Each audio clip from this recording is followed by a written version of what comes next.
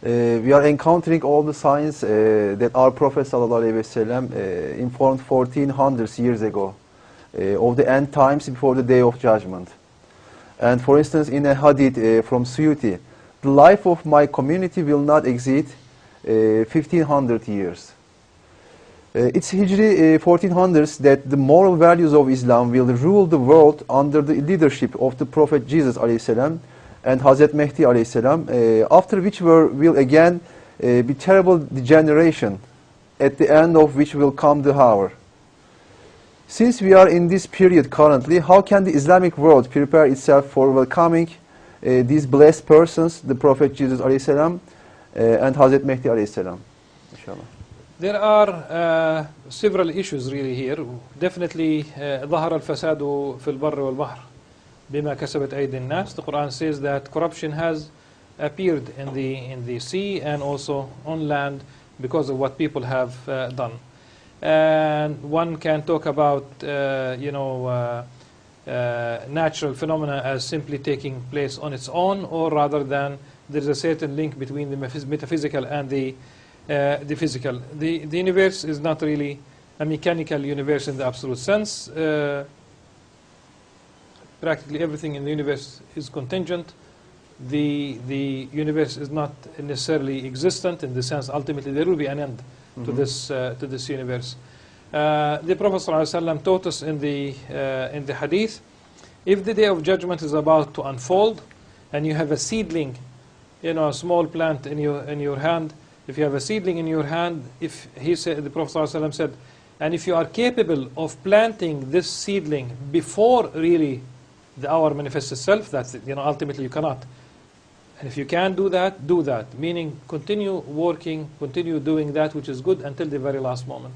Well, basically, the hadith, there are many hadiths actually, in the four sects.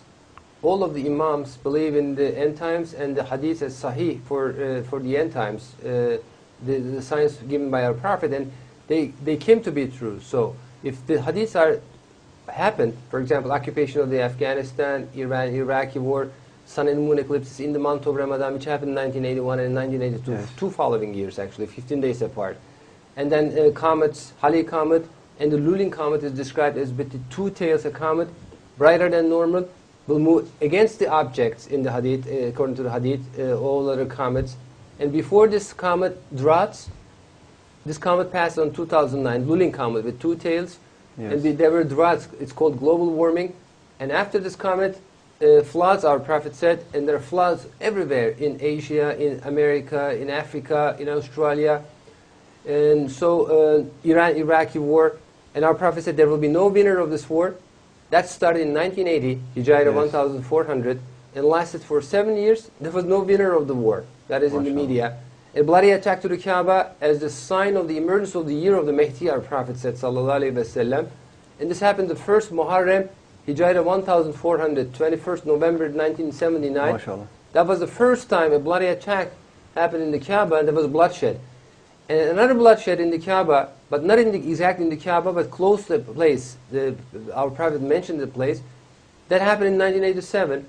Alhamdulillah, more than 150 signs are happened, which means we are living in these times, inshallah, and we will see the Islamic dominion, Islamic union that we just talked about, inshallah. These are the glad tidings, because our Prophet also says in another hadith, give the glad tidings of the Mahdi, inshallah. So every Muslim is obliged to talk about as glad tidings. We want to see the religion prevails the world and peace happening in the world, because in the 20th century, because of irreligious philosophies, because of Darwinism, communism, fascism, more than 350 million people were killed. The world became irreligious. Darwinism controlled 99% of the world, and this inevitably led to Marxism. Half of the world became Marxist: Communist Russia, China, Cambodia, Vietnam, Cuba, in the East Bloc, in the Eastern Europe.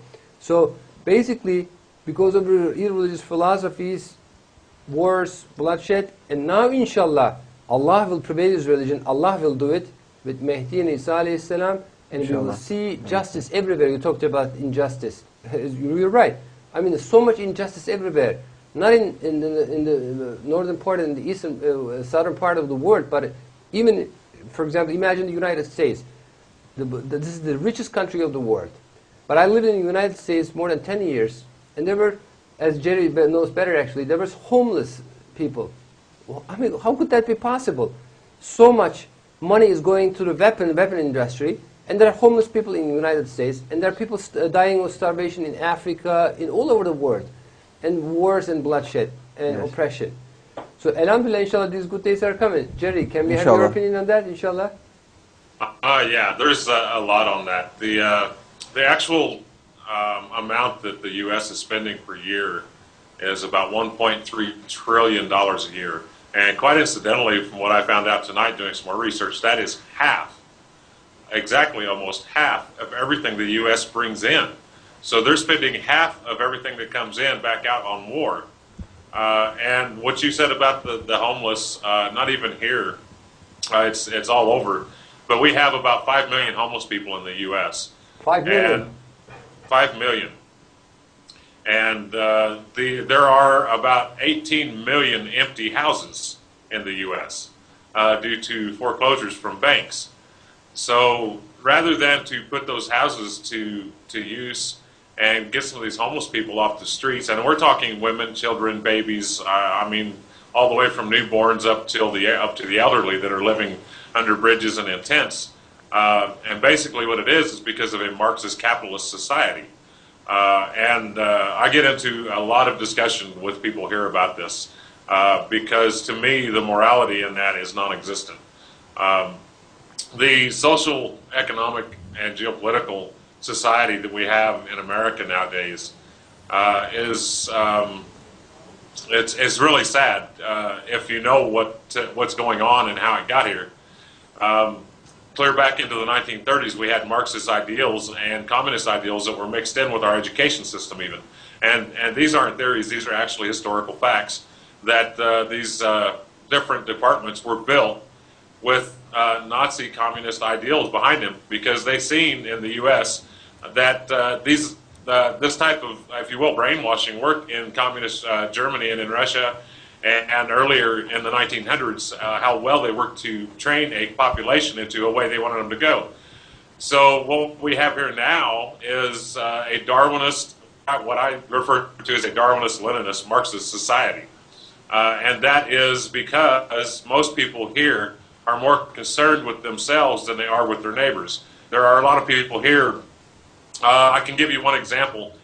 In New York, when Sandy came in, there was one lady in particular that her car was stranded, and her two boys, which incidentally were Irish, she had them in her arms, and the car stalled out. She got out of the car, and the water swept the boys out of her arms. She went to different houses, so the water was not up high enough that nothing could be done, but she went to these different houses, and I think there was 8 or 10 houses she went to, and people slammed the door in her face rather than to ask her if she needed help to find her young boys. They were, I think, 6 and 8 years old. People wouldn't help her. They wouldn't even talk to her. They shut the door in her face. This is the kind of thing we have.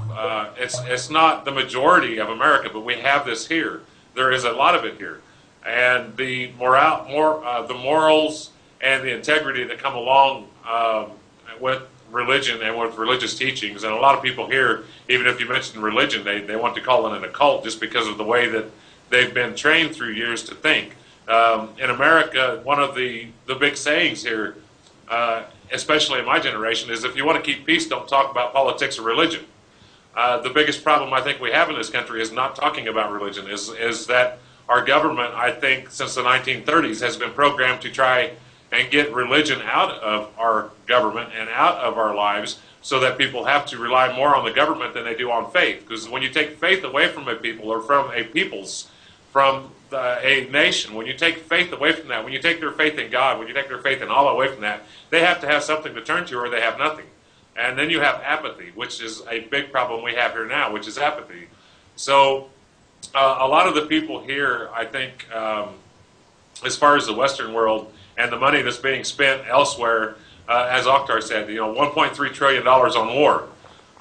They don't want us there. I mean, there is a need for the U.S. to be in these other countries. They do need help, but the help that we're giving in a lot of these places is not the kind of help they need. There's the Turkish Islamic Union that could be worked, and I think myself would be going a lot further if the U.S. would step back and let that work. all the religious leaders in the areas have come together and discussed this and have come to agreements on this before with that in Akhtar.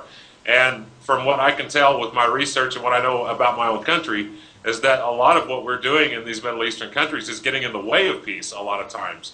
There are reasons we need to be there, there's reasons we don't.